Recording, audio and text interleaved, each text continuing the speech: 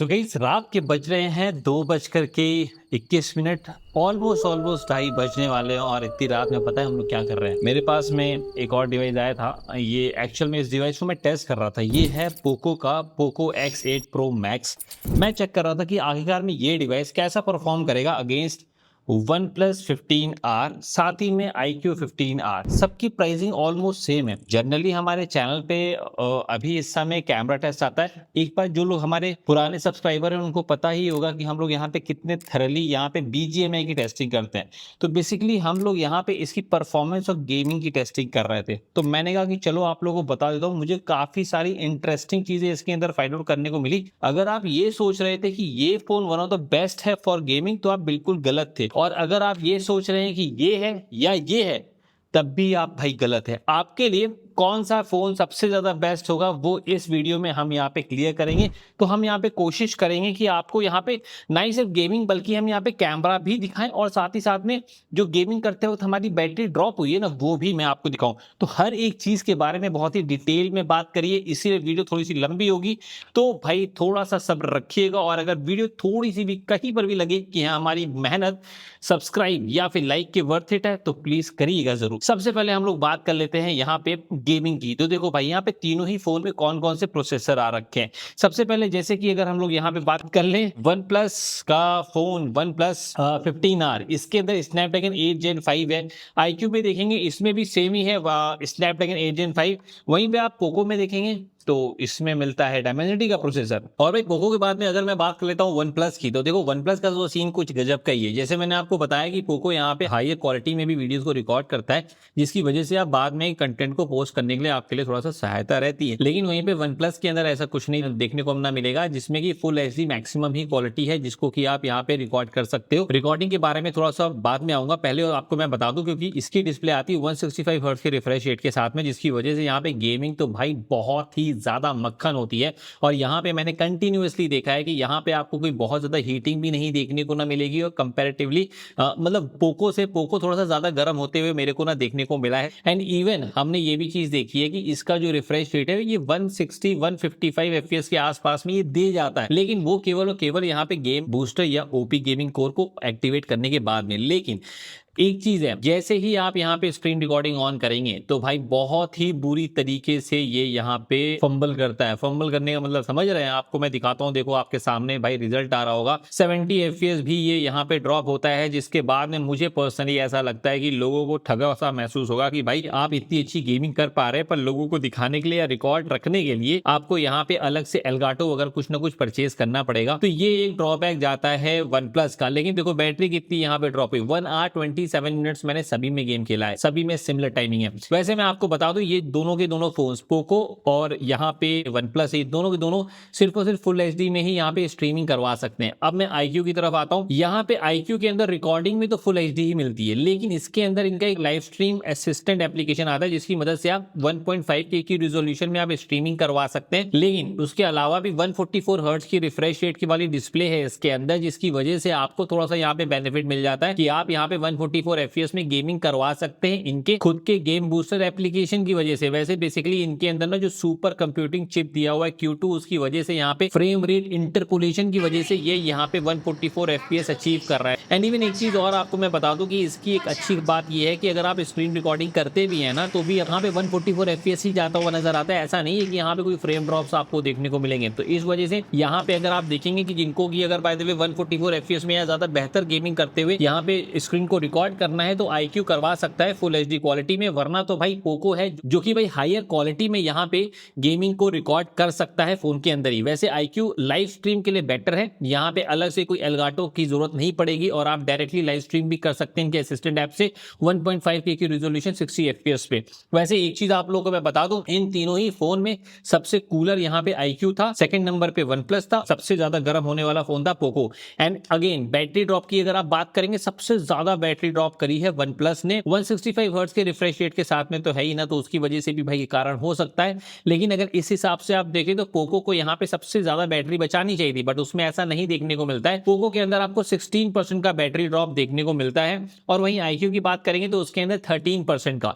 तो अब कंपैरेटिवली अगर ऐसे देखा जाए तो देखो सबकी अपनी अपनी यहाँ पे ना रिक्वायरमेंट है, जैसी आपकी जरूरत उसके हिसाब से आप यहाँ पे फोन चूज कर सकते हैं। वैसे देखो केवल आप गेमिंग के लिए तो यहाँ फोन लोगे नहीं, तो यहाँ पे कैमरा भी देखोगे, बैटरी लाइफ भी देखोगे, तो चलिए उसके बारे में भी थोड़ा बहुत आपको मैं यहाँ पे बता दूं। तो देखो भाई यहाँ पे अगर डिस्प्ले की बात करोगे तो तीनों की डिस्प्ले 1.5K की ही रिजोल्यूशन में है। इंडोर आउटडोर की डिस्प्ले की ब्राइटनेस वगैरह को देखोगे, सबसे कम ब्राइटर यहाँ पे वन प्लस की डिस्प्ले आपको देखने को मिलती है। सेकंड नंबर पे पोको की डिस्प्ले, और सबसे ज्यादा ब्राइटेस्ट डिस्प्ले आपको आईक्यू की देखने को मिलती है। कंपैरेटिवली आईक्यू काफी ज्यादा यहाँ पे कॉम्पैक्ट भी आता है इन हैंड फील में, एंड इवन अगर आप लाइटनेस की बात करेंगे तो तीनों के तीनों ऑलमोस्ट सिमिलर ही फील होते हैं। तो भाई इसी के बाद में अगर हम स्पीकर की क्वालिटी की बात करेंगे तो देखो यहाँ पे सबसे ज्यादा कम साउंड मुझे यहाँ पे हल्का फुल्का मुझे वन प्लस में देखने को मिला है। वन प्लस और आईक्यू में कोई बहुत ज्यादा डिफरेंस नहीं देखने को मिलेगा साउंड में। हालांकि भाई तीनों ही डिवाइसेस यहाँ पे डॉल्बी एटमॉस के सपोर्ट के साथ में आते हैं, लेकिन अगर लाउडनेस की बात करेंगे तो यहाँ पे सबसे ज्यादा लाउडर मुझे यहाँ पे पोको देखने को मिला है। इसी की ना वजह से अगर आप यहाँ पे ईयरफोन्स नहीं भी लगा करके खेलेंगे तब पर भी आपको लेफ्ट और राइट से यहाँ पे साउंड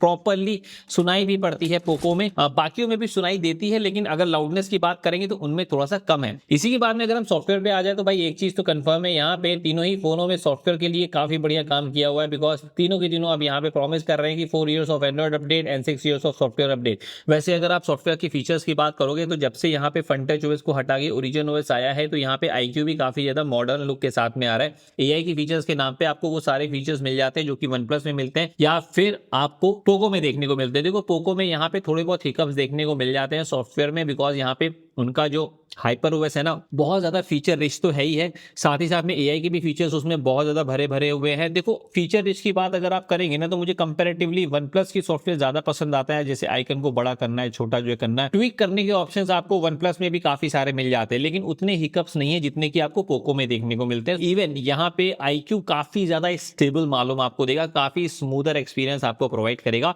और काफी सारे नए नए फंक्शन। इवन अगर आप वॉलपेपर की जो कस्टमाइजेशन वगैरह देखेंगे तो वो भी आईक्यू में कंपैरेटिवली ज्यादा ही देखने को मिल रही है। और अभी तो यहाँ पे पोको मुझे थोड़ा सा वॉलपेपर के कस्टमाइजेशन में पीछे जाता हुआ नजर आता है। वैसे हाँ भाई तीनों में ही आपको सॉफ्टवेयर का एक्सपीरियंस ऑलमोस्ट सिमिलर टाइप का देखने को मिलता है। तीनों में ही आपको कॉल रिकॉर्डिंग वगैरह सबके ऑप्शन देखने को मिल जाते हैं। तो भाई स्पेसिफिकेशन तो हो गई। अगर मैं यहाँ पे आ जाता हूँ मेन फंडे पे कि फोटोज वगैरह कैसे निकल के आती है, वीडियोज वगैरह कैसे निकल के आती है, तो सबसे पहली चीज आपको मैं बता देता हूँ कि यहाँ पे पोको ना थोड़ा सा आर्टिफिशियली यहाँ पे ब्राइटन अप करने की कोशिश करता है, ये चीज मैंने देखी है। मोर इवन अगर मैं बात कर लेता हूँ वन प्लस की तो वो यहाँ पे स्किन टोन को रेडिश रखता है। एंड इवन आईक्यू की अगर बात करें तो एकदम परफेक्ट स्किन आपको आईक्यू में ही देखने को मिलती है। देखो मैं एक चीज बता रहा हूँ, फोटोज के मामले में मुझे ये चीज इनिशियली देखने को मिला है, लेकिन गाइस यही अगर हम बात कर ले भाई सब्जेक्ट का जो क्लोज है ना वो भाई कैसे रखते हैं, तो यहाँ पे पोको थोड़ा सा यहाँ पे ना नेचुरल साइड में रखने की ना कोशिश करता है, कोई ओवर सैचुरेशन करता नहीं है। एंड इवन यहाँ पे इसी की वजह से कभी कभी यहाँ पे फेडिश भी आती है। वहीं पे अगर आप आईक्यू को देखेंगे तो यहाँ पे थोड़ा सा सैचुरेशन ये ना रखता है,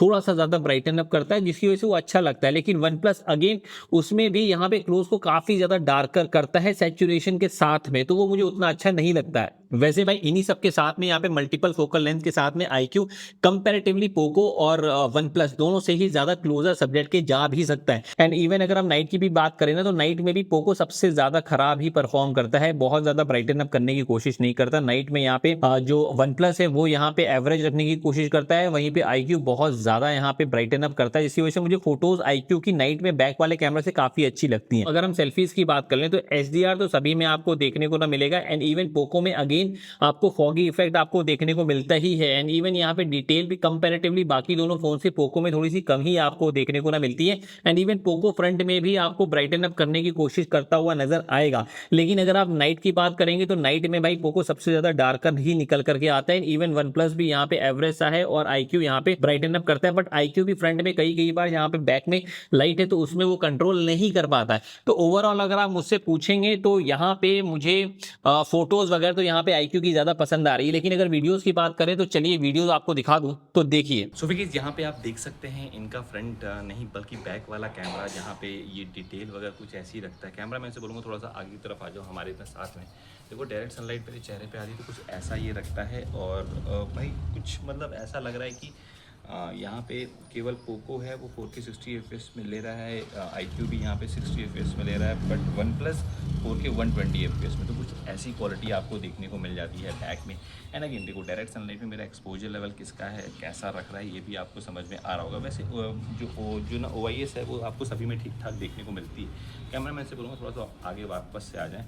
वापस से हम लोग छाए में आ चुके हैं। अगेन अगर आपको मैं स्काई दिखा दूँ तो पीछे की तरफ आपको स्काई देखने को मिल रहा होगा। HDR का मैनेजमेंट कौन कैसे कर रहा है ये आपको इससे समझ में आ गया होगा। तो कमेंट करके बताइएगा कि इसकी वीडियो आपको ज़्यादा बेहतर लगी। तो गाइस इन सब के बाद में अगर आप मुझसे पूछे बैटरी सबसे ज़्यादा किसकी चलेगी, देखो सबसे बड़ी बैटरी आपको यहाँ पे पोको में देखने को मिलती है। तो डेफिनेटली यहाँ पे पोको में बैटरी ज़्यादा चलेगी, लेकिन कोई बहुत ज़्यादा मार्जिनल डिफरेंस मुझे हालांकि देखने को नहीं मिला है इन तीनों ही फ़ोन्स में। तो ये आपके ऊपर डिपेंड करता है। हालांकि वन प्लस थोड़ा सा ज़्यादा बैटरी ड्रेन कर जाता है जब आप हैवी टास्क जैसे कि अगर 165 हर्ट्ज में आप गेमिंग करते हैं तो वो तो है, बट iQOO के साथ में ऐसा नहीं है। एंड गेमिंग में जो यहाँ बैटरी ड्रॉप रहा है वो तो मैंने आपको बता ही जो दिया है। वैसे इन सब के बाद में अगर ये वीडियो थोड़ी सी भी पसंद आई तो प्लीज भाई इस वीडियो को करिएगा लाइक, चैनल पे नए हैं तो चैनल को करिएगा सब्सक्राइब, बेल आइकन को हिट करना भूलिएगा नहीं। चलो bye bye, take care, thank you.